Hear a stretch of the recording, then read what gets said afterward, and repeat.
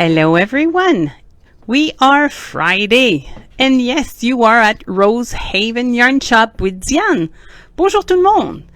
So, what are we talking about this week? I thought of talking about fading. Two reasons. The first one is the Vertiling that I've started. I've decided to do it in 3 colors. The mic is there because some people were saying it was hard to hear. So Leslie had a mic downstairs. So we're trying this to see if the sound is better for you guys. So I'm doing the Vertiling. And it's a t-shirt that's knitted from a sleeve. And we're going to go that way to the other sleeve. And I've decided to go with 3 colors. So if you remember, I've told you about the color that I'm using from Ancient Art. Ooh, presently, all our Ancient Art yarn is 20% off, which is a very good deal. And the fade-in recipe that I'm using is, let me grab my sheet. So I've started the fade into the second color. I'll show you the difference into my yarn right here. So the second one has more blue to it. So I don't know if you can see that. But funny enough, when you're introducing it into the fade, it doesn't show that much. So I only did 1 pass so far of the new color. And then I have 4 more rows of the old color. This is the old. There's 2 rows of the new. There's 4 rows of the old one. And then it's going to be a sequence in that way. So my recipe, if I do this, is it upside down? Yeah, I would have to turn the camera around. So the fade recipe is on a 16 row. That's what I'm using. So you have your color that you're doing. When you're ready to change, it's 2 of the new one, 4 of the old. 2 of the new, 2 of the old. 4 of the new, 2 of the old. And then you're all into the new color. It goes pretty fast. 16 rows is not that much because on here, so the beginning was the pale one that I introduced after that, the darker with blue, and I'm finishing with only the blue. And funny enough, the blue at the end does have a little bit of speck of color throughout, like just right here in there. So it's going to be interesting because my aim is, now that I'm finished, I'm going to say pale, medium, and dark. So I'm done with the pale. I'm introducing the medium, and in the front it's line of garter ridge that we'll have, and then we're going to go into the other sleeve on the other side. So what I'm hoping is to do the medium color, go to the shoulder, and then introduce the blue. So they won't be as much blue. When can you use the fade also? I brought, this is the Weekender from Andrew Mary that I did for my daughter Veronique. And one thing with the Malabrigo is there's no dye lot. So sometimes you do buy at the same time all your skeins, but there could be a little bit of a difference into the yarn color.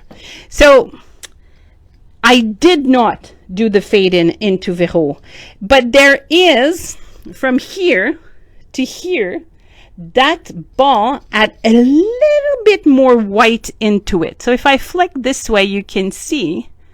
So one thing that I could have done, and that's something that's often something we will tell to customer. If you do buy Malabrigo into a garment like this, that it's not solid because it's not completely blue, but if you have several balls, open them up, look at them, and if there's difference, you can put them into darkest to pale, or do some fade, do a few rows of a ball and then other rows of the other one. And no, you don't have to cut your yarn as you're doing it. You are bringing your yarn through the side. Just gonna try to show you on this one. Just I bring the tape. Oh, I'll bring it over here. See.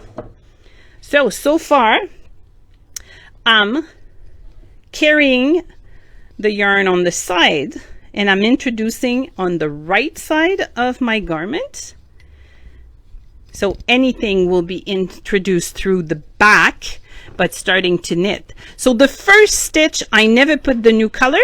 I put it on the second stitch. So this way I can carry my yarn through the back, and you don't, like you wouldn't know. So even if you're doing several rows, you're going to tack it, or, you know, make it, catch it at the back. Hello. Hi. I'm almost done. I'll be right with you. So June month, for the gnome of the month, the gnome was called Gnome Fun, like Gnome Fun. There was 3 sizes gnome, and often she gives the recipe or the pattern for fingering weight, also worsted weight. I'm never disappointing knitting gnomes, don't get me wrong, but I'm going to say that this month is a different month because they are super tiny. So that's the big guy, and he's got a flat bottom. And then this is the medium guy that is rounded. So he's meant maybe as an ornament, because you could make the hat longer, curl it, and tack it down. And then you can make like a whole string of them. This guy is cute. I did cheat from the pattern because I did put a pom-pom. I'll show you. I think I told you that I signed up for Jimmy Bean, that has a partnership with Sarah Shira, and there's 6 patterns that sort of right now belong to Jimmy Bean's, but you can purchase them and they'll be available for everybody later on. But so I finished one of those guys, but I want to open up the kit, because what they do is they send you the PDF file knitted with the wool that I had at home. But when you're purchasing that kit, it comes with the yarn, it comes with everything else. So I just want to, and the third guy, see, so that's my pinky. And that's the size of this guy. Like, he's very, very small. The beard is not even knitted on. It's stitches that you're putting on to make the beard. And then it's a French knot for the nose. They're super cute. Super cute. If you've noticed, I'm wearing my Andrea tee that we finished with that class. And if you recall, in the lace pattern in the middle, you had the choice. Well, not that you have the choice because it's a yarn over, but the choice was if you're knitting it through the back loop, it makes it tighter. So there's less opening for the holes. I'm going to show you the version that I did last year that I did not knit it through the back loop. So see, the holes are a lot bigger, and for me it's a little bit too much see-through because I wore it. They were not that big, opened up, freshly knitted, but as you're wearing it, as you're washing it, and it's cotton. Remember, that was sort of the yarn that we decided to work with was cotton. So it doesn't spring back. It doesn't come back. So I cannot, or I will not take the one that you want, but this is too revealing for me now. So I'm going to just unknit it. And I've started right here. There we go. So I'm going to show you right here. Gonna turn this around. See, this is the yarn attached to my t-shirt, and this is how you just unknit a garment, and then I can use the cotton to do something else with it. So on that note, I wish you a good week, and I'll see you guys next week. Bye bye.